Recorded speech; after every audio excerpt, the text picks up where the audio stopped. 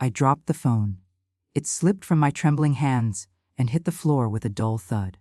My heart pounded so violently, it felt like the walls were closing in. "It was yesterday," she'd said. Those 3 words shattered the last pieces of my heart. My son, my only child, had been buried without me even knowing. Without me being there to hold his hand one last time, to kiss his forehead, to whisper goodbye. I sank to my knees, clutching my chest as if that would somehow ease the pain ripping through me.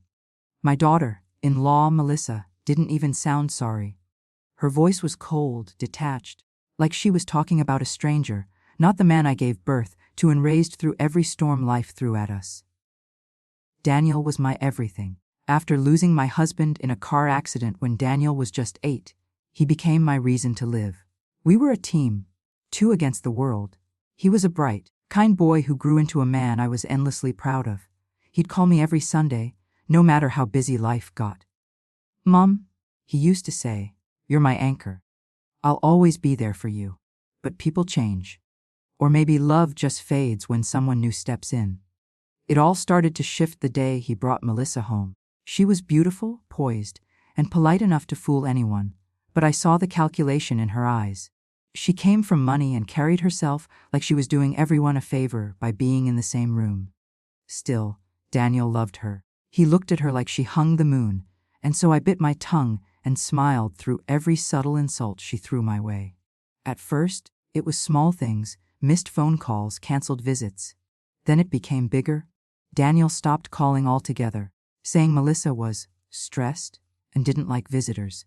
One day, I showed up unannounced, carrying his favorite apple pie. Melissa opened the door just a crack and said, "He's resting. He's been very busy. Maybe next time." The door closed before I could even respond. That was the last time I saw my son alive. Weeks later, I got the call from the hospital. "Mrs. Bennett, I'm sorry to inform you." Those words blurred as I screamed into the phone. Daniel had collapsed at work.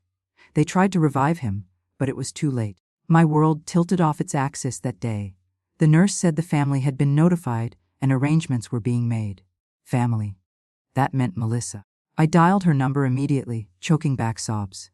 "Melissa," I cried. "What's happening? When's the funeral? I want to see my boy." There was silence on the other end. Then, calm as a breeze, she said, "It was yesterday." For a moment, I thought I'd misheard.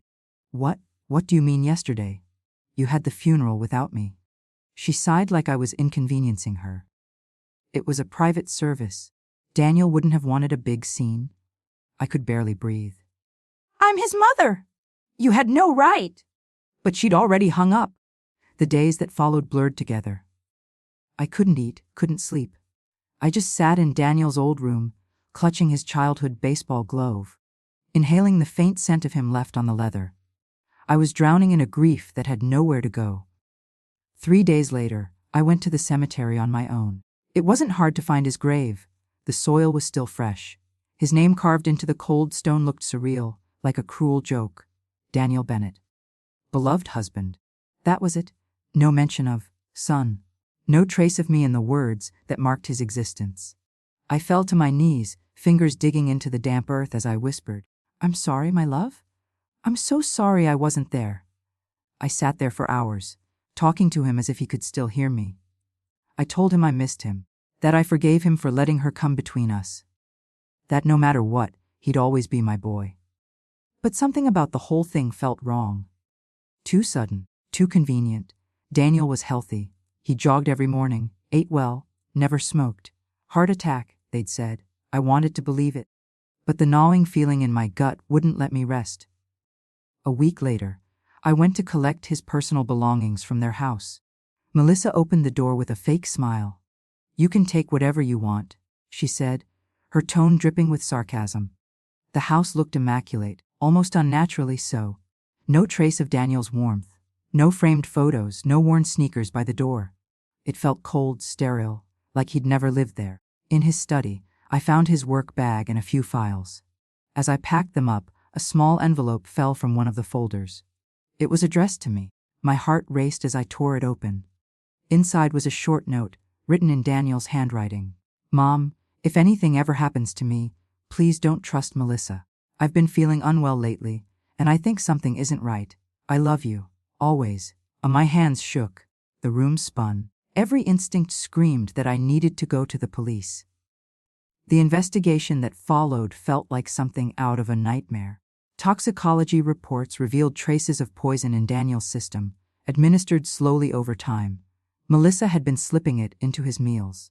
They discovered she'd taken out a large life insurance policy just months before his death. When the truth came out, I didn't feel triumph, only heartbreak. My son had trusted her, loved her, and she destroyed him for money. The day she was arrested, she looked straight at me. No remorse, no fear. Just a cold, hateful glare. As the officers led her away, I whispered, "You took my son's life, but you'll never take his soul." At the trial, I sat through every testimony, every piece of evidence. I wanted to be there for Daniel the way I hadn't been allowed to before. When the verdict finally came, guilty, I closed my eyes and whispered a prayer. Afterward, I went back to his grave.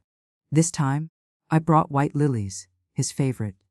The sky was clear, and a soft wind rustled the leaves.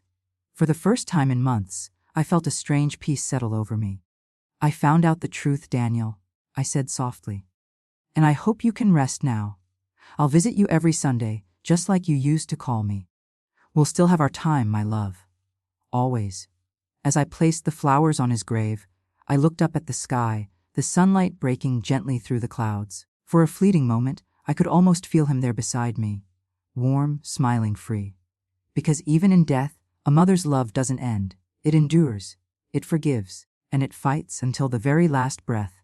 Moral: no distance, no silence, and no cruelty can ever destroy the bond between a mother and her child. Love, real love, outlives even death itself.